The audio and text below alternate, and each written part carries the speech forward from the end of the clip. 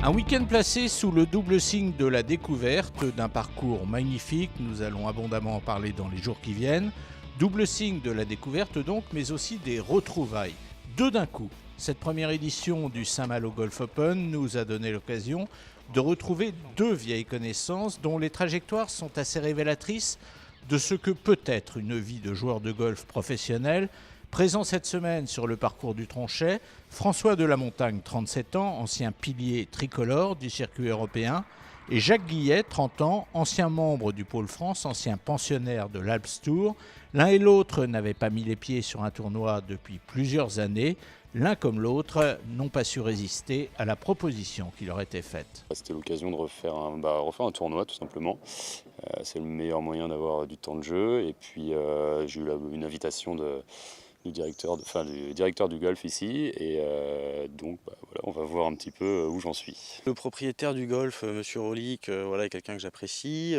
Et le directeur du golf m'a demandé il y a un mois et demi si je voulais jouer, que ça lui ferait plaisir.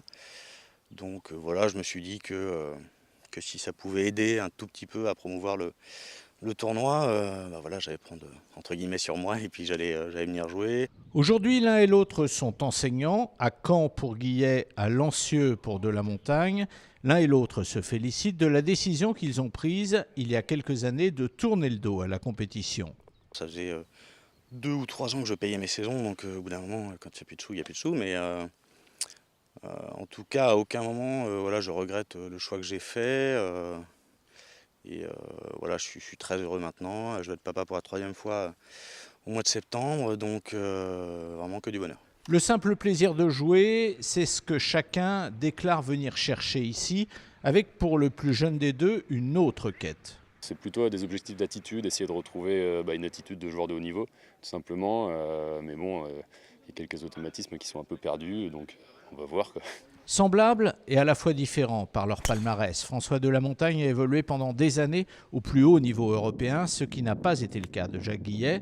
Et si Jacques s'est rendu compte que la marche était, estimait-il, trop haute pour lui, François, à l'inverse, a beaucoup souffert de voir son jeu se détériorer au fil des mois.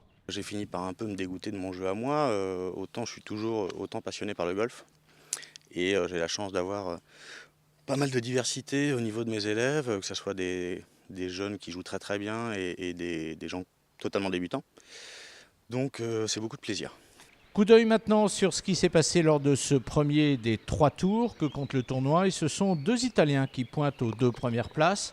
En tête à -7, Stefano Pittoni, prétendant déclarer aux 5 premières places du ranking. Il s'est imposé il y a quelques semaines en Italie. Et ce soir, il compte un coup d'avance sur son compatriote, le très italien Daniele Lombardi. Et puis derrière, à 2 coups, 3 Français sont bien placés, ex aequo à la 3e place. Julien Rodalec, Jean-Pierre Vercelin et Raphaël Marguerie. Raphaël est le seul des 3 à avoir joué dans le fly du matin, enchanté de sa journée. Je suis assez content à vrai dire de cette journée. J'avais des attentes un petit peu moins élevées que ce qui s'est passé sur le parcours.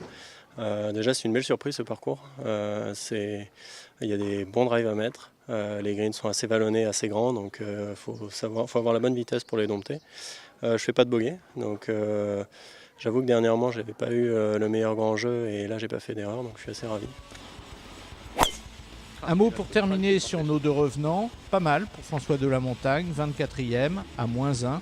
Moins bien pour Jacques Guillet. Lui devra aller chercher le cut avec les dents demain.